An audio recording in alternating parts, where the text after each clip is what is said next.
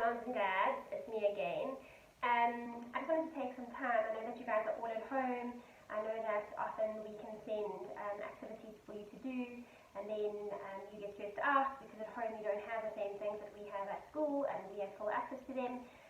So I've come up with some little easy activities that you can very easily design with the kids and obviously use, which will hone in on certain skills. One of them that I've done that's really nice, and it can also be adapted to the age of different children for different reasons, which I'll explain to you now.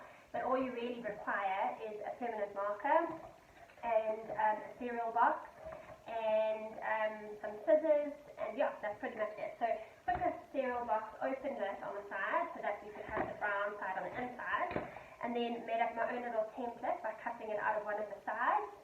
It's really just like a little rectangle that's rounded, but you could do it in any way.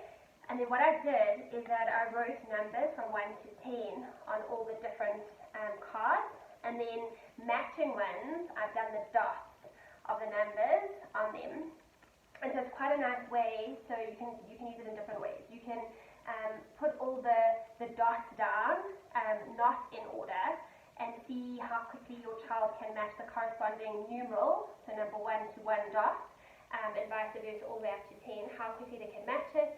Once they've mastered that skill, for younger kids you can do it up to 5 and see if they can master it, and even you can assist them. So you can look at the number, say this is number 1, and then you can look together and see if you can find a card that's got 1 dot on it.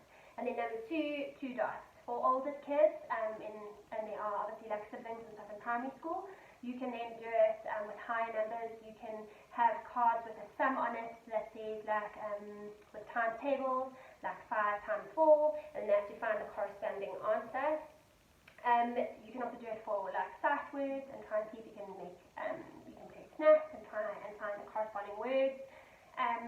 Like really you can do it for shapes. So I've done one for numbers, and then I've done one, some of them for shapes, so you can see that there's 2 ovals, and this can also relate to colour. So you've got 2 ovals, and the ovals are blue. You've got 2 rectangles, and they will be green. And so you can get them to match them, so it's for visual discrimination. It's, they can see that, okay, I've got an oval, let me look for the corresponding shape. You can also then develop that further, so for the numbers and the shapes, you can turn them over, and then you can place snaps.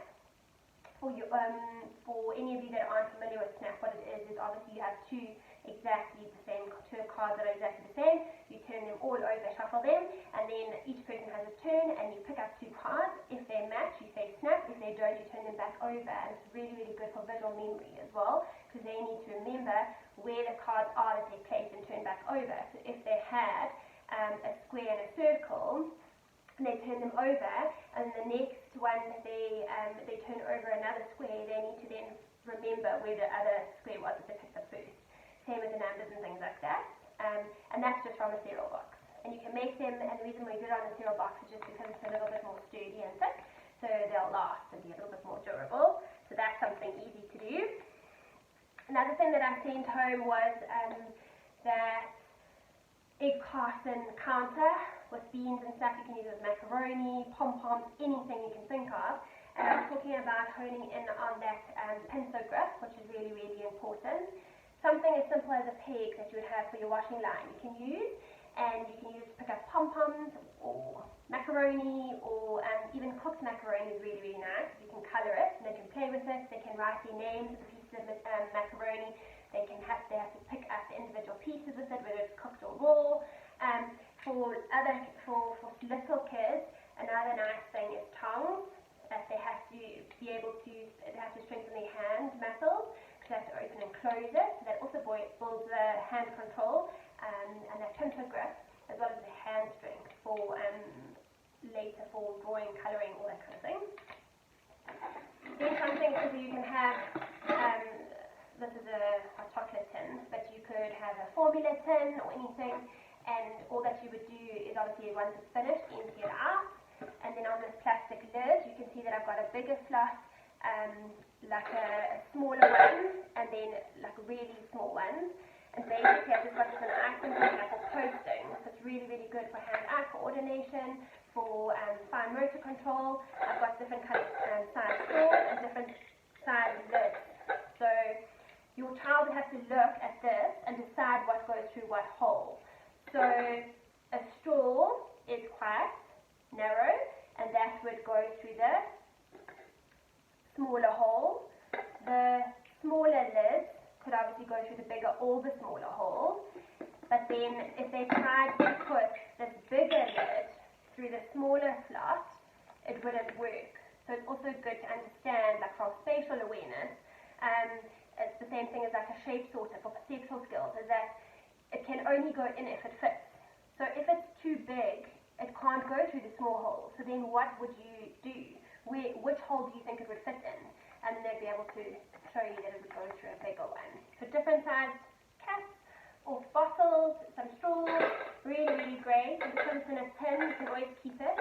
Know that sometimes you have things at home that are really fancy toys, which are great. They do the same thing. I'm just trying to show you things that if you might not have these things at home, that you have access to making them. Another thing that we made with Nadia Toys is ring toss, really, really good for hand-eye coordination, balance. It's a simple carton paper, like toilet roll, and then just a thicker paper plate. Well, this one's actually plastic. And then some tape, and we stuck it on just to make it more sturdy. And then I took paper plate and I just folded them in half and cut like a semicircle out, and then made these different rings. And they basically have to stand away and see how many of them they would be able to get onto the holder. So that's quite nice, and that was lots of fun. And I mean, they're older and they got lots of enjoyment out of it.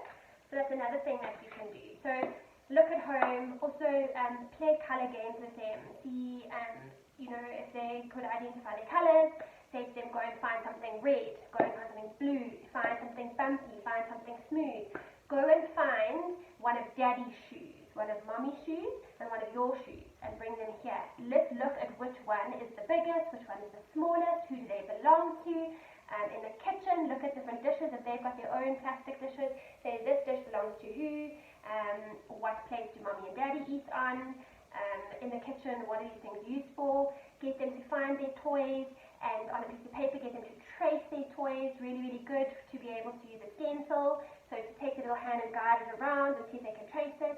There's so many things at home that they have access to that don't cost a thing, but ultimately provide the most amount of enjoyment for them. So these are just a few examples. I'll be thinking of other ones for you as well, but I really, really hope that you get some enjoyment and some use out of them.